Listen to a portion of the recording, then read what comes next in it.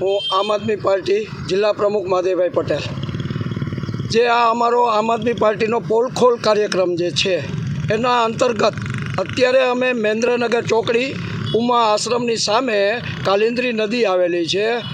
આજ પ્રશાસન મોન્સૂન કામગીરી માટે એટલી બધી વાતો કરે છે, એટલા બધા તાઇફા કરે છે અને હાલતા બુલડોઝર લઈને નીકળી પડે છે. તો મારે પત્રકારના માધ્યમથી કહેવા માગું છું કે આજે આ કાલિંદ્રી નદી છે એના ઉપર જો મોરબીમાં એક સાથે 5 ઇંચ વરસાદ થાય તો આ બધું જ પાણી મહેન્દ્રનગર અને આખી મોરબીમાં પસરે એવું છે અને કોઈ પણ પબ્લિકને જાનહાલ માલની નુકસાની બહુ થાય એવું છે.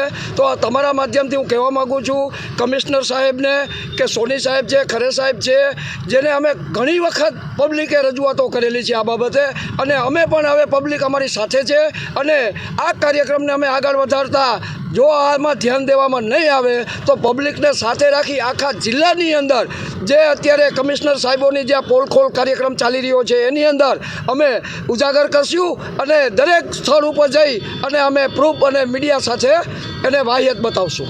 મારું નામ પંકજ આદ્રોજા, મોરબી જિલ્લા મહામંત્રી આમ આદમી પાર્ટી. અત્યારે અમે જે જગ્યાએ ઊભા છીએ એ જગ્યા રામધણ આશ્રમ પવિત્ર તીર્થસ્થાન છે. અહીંયા અમે નાના હતા ત્યારે આ પાણી પીવામાં અને નાહવા ધોવા માટે ઉપયોગ થતું હતું. અત્યારે તમે જોઈ શકો છો કે આ કાલિંદ્રી નદીમાં એટલી ગંદકી છે, એટલો બધો કચરો છે, એટલું બધું દબાણ છે કે જેના હિસાબે આખું વેણ બદલી જાય એમ છે. હવે વાત કરીએ તો આ નદીમાં આવતું પાણી ઘૂંટું, લાલપર અને મહેન્દ્રનગરનું તમામ વરસાદી પાણી આ નદીમાં આવે છે, જેના હિસાબે અત્યારે આ નદી ઉપર દબાણ છે. તો આ દબાણના લીધે જે પાણી છે એ મોરબી અને મહેન્દ્રનગરમાં ફરી વળે એવું પરિસ્થિતિ છે. તો તંત્રને ધ્યાન દોરવું છું કે આમાં પ્રી મોન્સૂન કામગીરી કરે. આમાં સોલિડ વેસ્ટ ઘણો છે, આમાં ગાંડીવેલનું સામ્રાજ્ય અતિ છે, જેના હિસાબે પાણીનું વેણ આખું ફરી જાય એમ છે અને પાણીને રોકવું અશક્ય છે. એટલા પાણી મહેન્દ્રનગર અને મોરબી અંદર આવવાની શક્યતા ફૂલ છે. તો તંત્ર જે મોટા મોટા તાઇફા કરે છે, જ્યાં જ્યાં ડિમોલેશન કરે છે એ ડિમોલેશનની જરૂર નથી. એની જગ્યાએ આવા જે વેણ દબાણા છે, જ્યાં જ્યાં હોકરા દબાણા છે એ હોકરાઓ સફાઈ કરાવે અને પ્રી મોન્સૂન કામગીરી કરાવે.